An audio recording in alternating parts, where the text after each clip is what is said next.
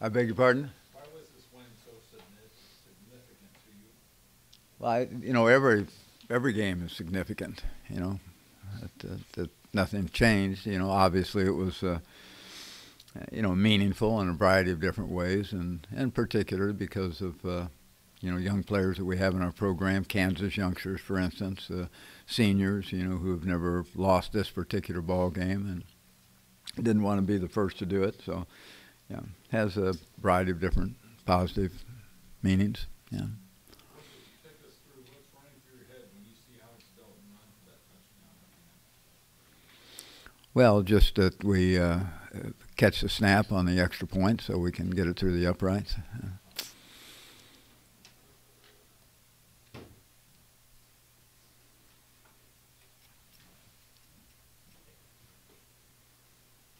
Coach, just curious about the effort of Alex Barnes on that 4th and 2 to go in the air and make that play and keep that drive alive.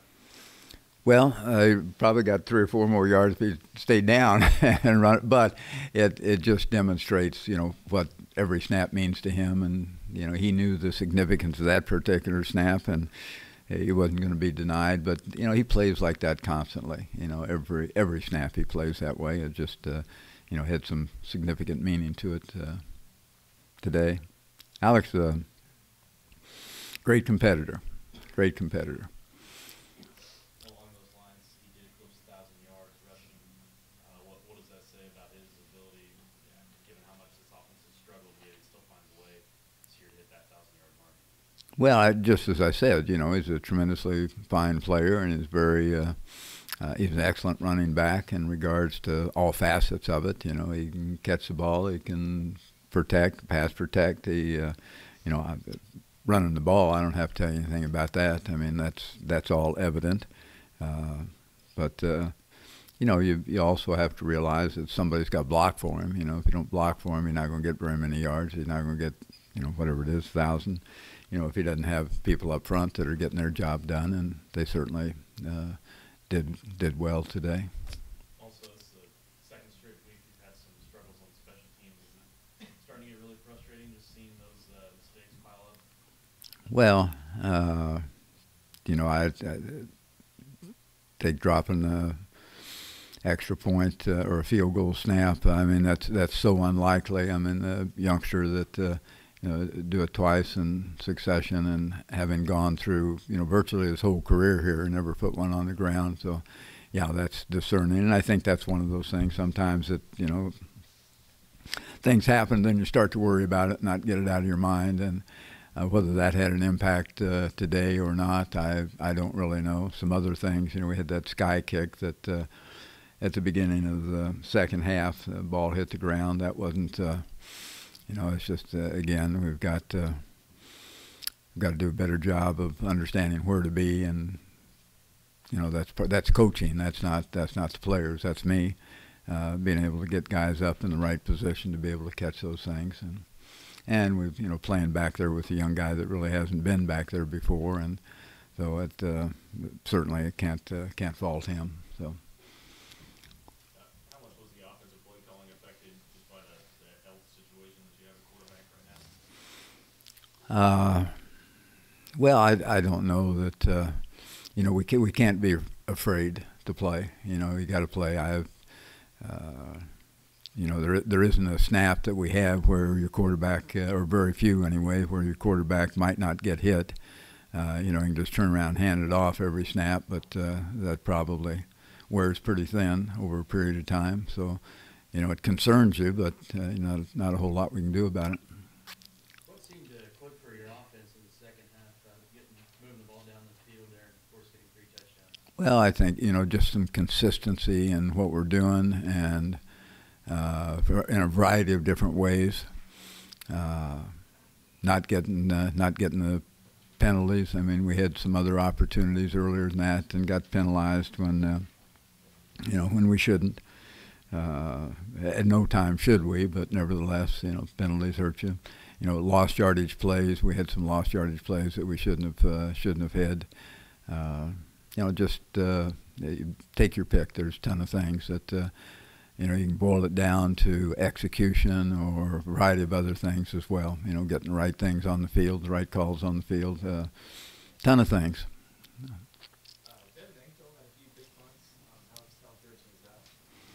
Well, he's probably, if he hit enough punts, which he doesn't, he'd probably be the leading punter in the conference. He can hit the daylights out of the ball. He didn't hit them all that way. I mean, he hit one short punt, if I recall correctly, and then another one that he got a good bounce out of. And but that last kick that he made was, I thought, was pretty, and we've seen him do it. It's not that it's something new. Obviously he had some wind at his back as well, but he's hit it like that without wind. He has a very substantial leg. It's just learning how to be consistent with it. How tough did you feel like Alex Delton played today, and how proud of him were you that he did? Well, nothing's ever changed, about Alex. He's he's a young guy that genuinely cares. He's extremely competitive. He's gonna battle you to the very end. He's one of those guys that gets into every single snap. Can't say enough good things about him. He's just probably the number one phrase or term would probably be, that you appreciate how competitively tough he is, and he is all that. That last drive, what did you think he did best on the game?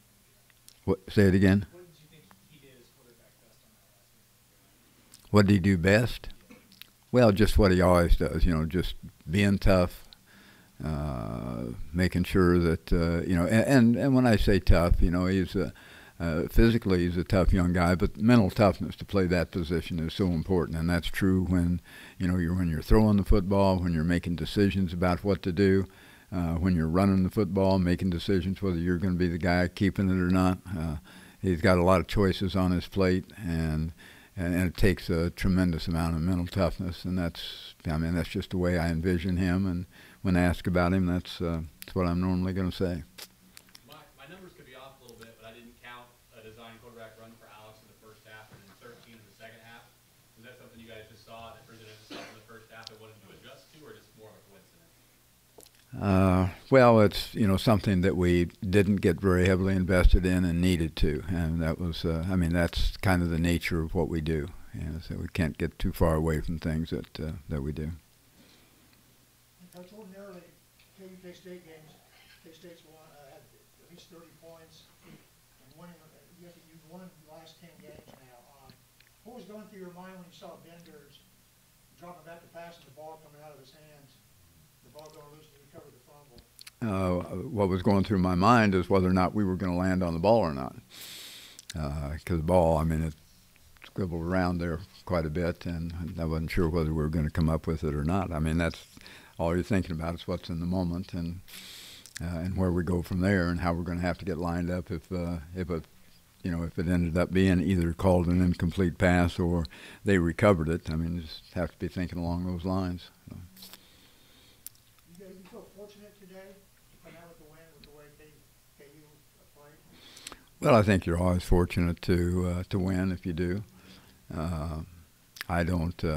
I wouldn't say to you that we didn't deserve to win. I think most certainly we did. Our young guys certainly deserved to win. When it comes to A.J. Parker, he had 2 penalties, one for running into the kicker on a punt, and then also another one on field goal. Is that something where you at least praise him for his aggressiveness, or the bottom line? He's got 2 flags? No, we praise him for aggressiveness when he does it when he's supposed to. Coach, I saw before the game you were talking to David Beatty a little bit, and it seemed like you guys had a little bit of an embrace afterwards. What did you say to him today in the conversation? Well, just a variety of different things, but those are all personal things. David's been as most coaches are, been a good friend, and is a good person, and is a good football coach, as well. And obviously, like anybody else, feel badly that that he lost his job. But as I've said before, he'll survive, he'll bounce back, he'll end up someplace, and will do quite well. Bill,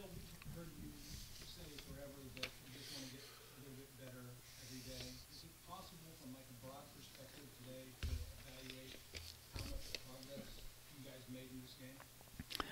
Well, it's a good question, and again, probably improvement is in conflict with consistency right now, and we're not consistently getting better, or we're inconsistent about which segment is getting better. I think you've seen some steady improvement since the Oklahoma ball game, or after the Oklahoma ball game, with our defense. Has gotten progressively better, and that is good. We've been inconsistent about our offensive improvement. There are some things with our offense that have gotten better, but not enough to make us the kind of offense we need to be. And special teams, there's some segments of the special teams that that have gotten. Have become more productive and therefore improvement, but there's some areas that we still have some issues with, as was evidenced today, in particular with our field goal situation. Coach, Isaiah Zuber didn't play in the first quarter. Why was he held out early in the game? Because I held him out. It's been a tough couple of weeks for the guys. How much did it really like K-State experience? Well, I think a great deal. I think it was meaningful. I don't recall that we've had too many. Most seasons go by, we don't have those enormous pep rallies, but they were into it after the ball game, and I think maybe as much the way it was won and how it was won, when it was won, I think made a significant difference. In that respect, and they understand, they recognize that there were things that could have been done that would not necessarily have kept it a close ball game, but they were, to get the win, and when they're, in the jaws of defeat, so to speak, it was significant for them. It was important. Coach, going back to Kansas was so good in takeaways this season.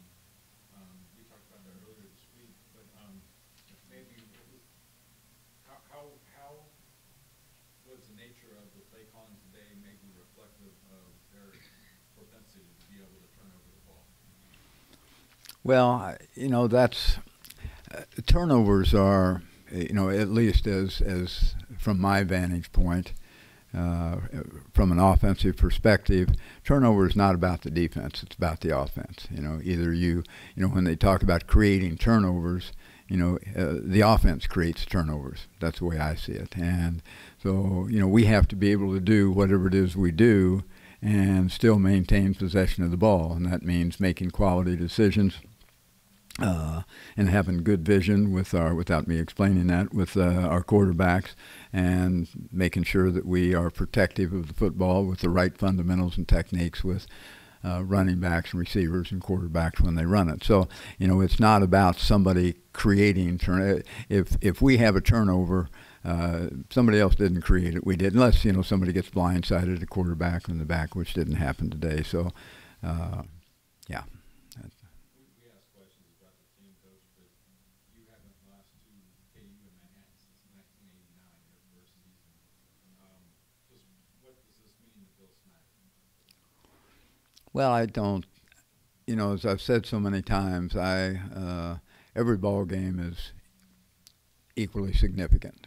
I mean, they're all significant to you, and it's we've just tried to process the program in such a way that everybody responds accordingly. That that old adage that the next one is the most significant, most important game that you'll play, and certainly it is. It doesn't mean that I don't downplay the significance of it. What has made this ball game extremely significant to me is our fan base and how important it is to Kansas State people, and what it really means to them, and what it means to the young people in our program that are from the state of Kansas. And that's what makes it special for me.